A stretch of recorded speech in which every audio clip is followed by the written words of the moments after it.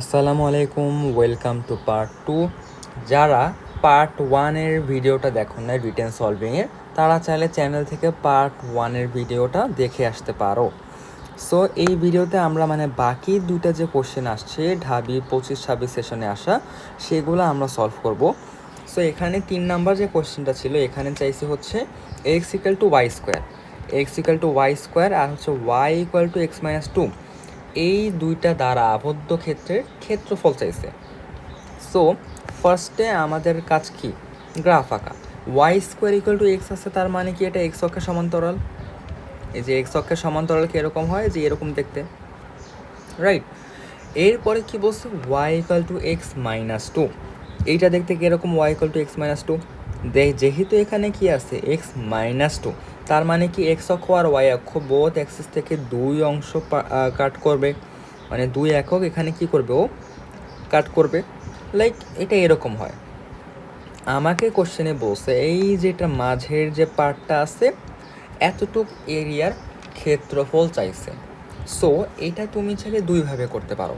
কীভাবে, এই বরাবর যেহেতু এক্স অ্যাক্সিস, এই বরাবর হচ্ছে ওয়াই অ্যাক্সিস, আমরা নর্মালি কেমনে সলভ করে থাকি, যে আমরা ইউজুয়ালি এটা সলভ করি হচ্ছে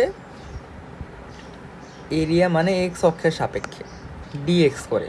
লাইক আমরা এখান থেকে y1 মাইনাস y2 কিছু একটা করি, যেহেতু উপরে আসছে তাই এখানে y1 হবে কি এটা, y2 হবে নিচেরটা, এইটা করে দেন আমরা ইন্টিগ্রেশন করি dx, তার মানে কি এক্স অক্ষের সাপেক্ষে।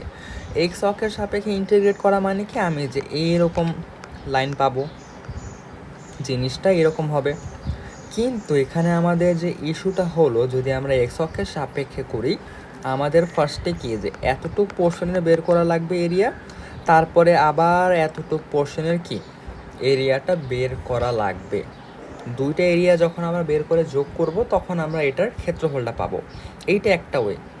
আরেকটা ওয়ে হচ্ছে, যদি আমি ওয়াই অক্ষের সাপেক্ষে করি, এই যে ওয়াই অক্ষের সাপেক্ষে যদি করি, তাইলে কি এরকম আসবে, যে এইরকম। সো ওয়াই অক্ষের সাপেক্ষে করলে আমরা কিন্তু একবারেই জিনিসটা করে ফেলতে পারতেছি, তাই এটা কি আরও বেশি সহজ উপায়। সো আমরা এখানে মেইনলি এটাই করব, ওয়াই অক্ষের সাপেক্ষেই করব, যেহেতু এটা আরও ইজিয়ার ওয়ে। ওয়াই অক্ষের সাপেক্ষে করতে হলে আমাদের কি করতে হবে, এই যে এখানে একটা ছেদবিন্দু আছে, এখানে একটা ছেদবিন্দু আছে, অর্থাৎ এই যে এরকম, এই দুইটা পয়েন্ট আমাদেরকে বের করতে হবে। সো দুইটা পয়েন্ট আমরা কেমনে বের করতে পারি, ফার্স্টে আমি যদি এখান থেকে লিখি, সে এখানে x1, আমি এটাকে x1 ধরলাম, এটা হচ্ছে কি ওয়াই স্কোয়ার। আর সেকেন্ডটারে আমি হচ্ছে যে এটাকে আমি x2 ধরলাম, সো x2 ইকুয়ালস টু আমি কী পাবো, y প্লাস 2। ওকে, এবার এই যে x equal to y plus 2 আছে, এটা আমি এই ইকুয়েশনে বসাই দিব। এই যে ইকুয়েশনটা আছে এখানে আমি বসাই দিব। বসাইলে এখানে কি আসে, y square equal to y plus 2, এইরকম আসে। ওকে, সো এখান থেকে আমি লিখতে পারি y square minus y minus 2 লেখা যায় ইকুয়ালস টু 0।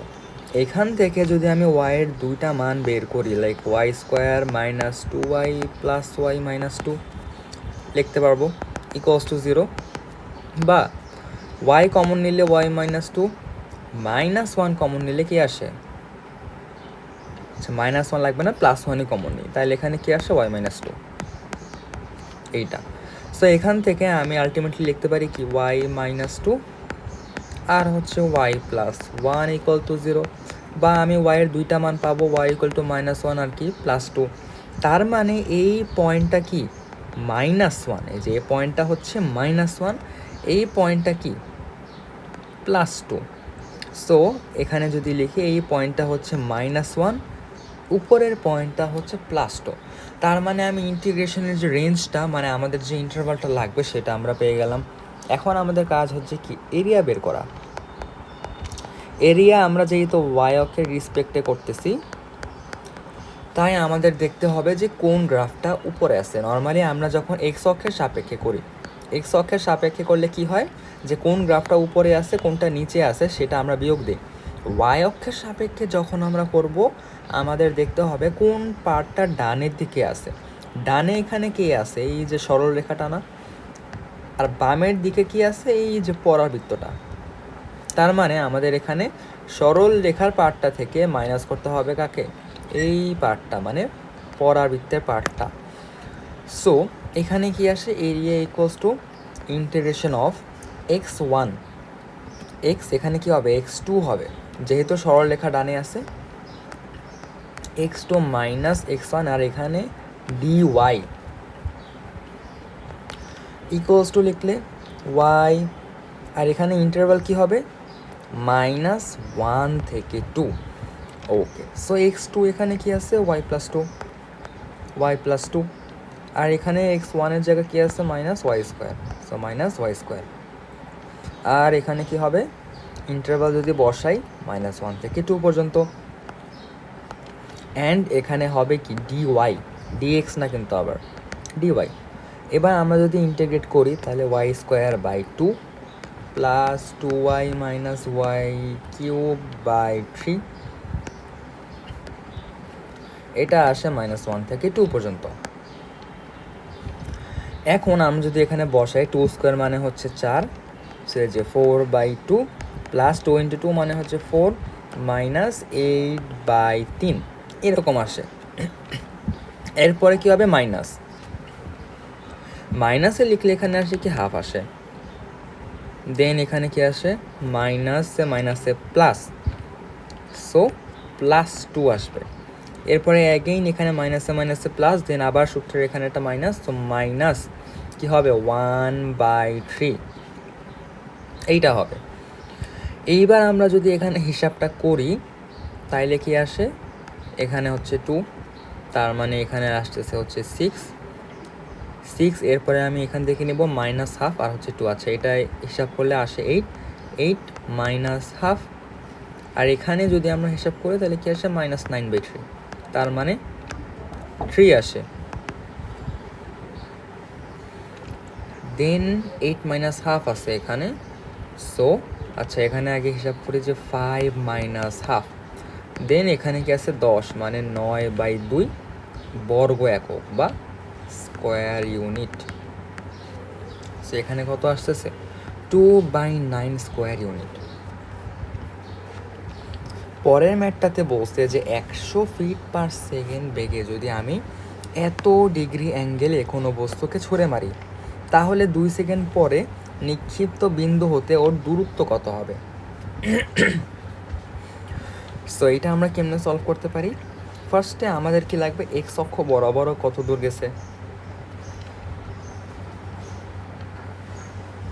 ফার্স্টে আমাদের দেখতে হবে কি এক্স অক্ষ বরাবর কত দূর গেছে, আর হচ্ছে ওয়াই অক্ষ বরাবর কত দূর গেছে। এটা ইউজ করতে পারলে এটা কি এখানে একটা সমকোণী ত্রিভুজ ক্রিয়েট হয়, দেন আমরা কি করতে পারি এই যে মানটা ইজিলি বের করতে পারবো। সো ফার্স্টে এখান থেকে আমাদের দেওয়া আছে কি ইউ দেওয়া আছে, এই যে ইউ ইকুয়ালস টু কত 100 ফিট/সেকেন্ড, আলফা দেওয়া আছে cos ইনভার্স 3/5। ওকে, আচ্ছা, সো আলফা ইকুয়ালস টু এখানে যদি দেখি আলফা ইকুয়াল টু কত দেওয়া আছে cos ইনভার্স 3/5, বা এটা ইকুয়ালস টু আমরা লিখতে পারি কি sin ইনভার্স 4/5। দেন এখান থেকে আমাদের এক্স আর ওয়াই এর মান লাগবে। এক্স এর মান আমরা কেমনে বের করবো, এক্স ইকুয়াল টু কী ছিল u cos alpha into t, u এর মান কত দেওয়া আছে 100 cos আলফা, তার মানে cos, আর এখানে যদি মানটা বসাই 4/5 ইন্টু টি, টি এর মান দেওয়া আছে 2 সেকেন্ড, লিখলাম 5, যদি কাটাকাটি করি এখানে আসে 20 আর এখানে আসে 120 ফিট 120 ফিট। ওয়াই আমরা এখন কেমনে বের করব, একইভাবে u sine alpha into t minus half g t square. So u এর মান এখানে কত আছে 100, সাইন আলফা তার মানে সাইন, আর এইটা সাইন, আর এর পরে কি হবে যে এই পোর্শনটুকু। ওকে, এখানে আই গেস কিছু একটা মিস্টেক আছে, মেইনলি এখানে 3 হবে না, এখানে হবে কি সরি এখানে 4 হবে না, এখানে হবে 3, কারণ cos আলফার মান আমরা বসাবো কোনটা এইটা, সো এখানে আসে 3, দেন হচ্ছে 4, হ্যাঁ 12, 120 ফিট ঠিক আছে, হিসাব ঠিক আছে, লেখাটা একটু ভুল হয়েছিল। ওকে, সো y ইকুয়াল টু এখানে কি আছে, ইউ সাইন আলফা ইন্টু টি, বা আচ্ছা মাইনাস হাফ জিটি স্কোয়ার এইটা। তো 100 ইন্টু সাইন আলফা, এখানে আমরা এটা বসাবো আলফার মান। সাইন ইনভার্স 4/5 যদি বসাই তাহলে এখানে আসে হচ্ছে 4/5 ইন্টু টি এর মান কত দেওয়া আছে, টি এর মান দেওয়া আছে 2 সেকেন্ড, মাইনাস হাফ ইন্টু জি, যখনই ফিট আর সেকেন্ডের এককে থাকবে তাহলে জি এর একক কি, তাহলে 32 ফিট পার সেকেন্ড স্কোয়ার, 32, তাহলে এখানে ইন্টু কী হবে টি স্কোয়ার, তার মানে কি 2 এর স্কোয়ার হবে। সো এখানে একটা টু কাটা, সো এখানে আমাদের আসতেছে হচ্ছে 160 মাইনাস 64 বা ইকুয়াল টু কত আসে, 96 ফিট, 96 ফিট।